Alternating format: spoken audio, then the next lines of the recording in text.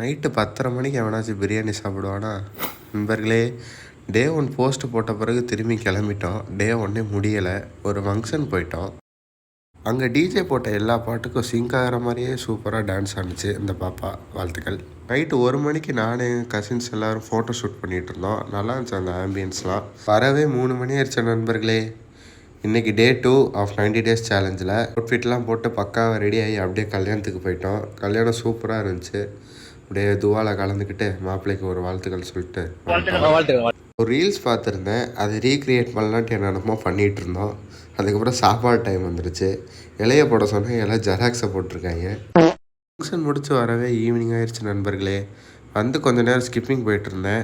எதுக்குன்னா சாப்பிட்ட 2 பிரியாணியோட கலரிஸை பேர்ன் பண்ணுறதுக்காக. ஆனால் பண்ணாது. நேரம் இன்விடேஷன் ஒர்க்கெல்லாம் முடிச்சுட்டு சந்தையில் கொஞ்சம் ஷாப்பிங் பண்ணிட்டு நம்ம செடி நண்பர்களை வாட்சா விட்டு இந்த நாளை முடிச்சுக்கிட்டோம்.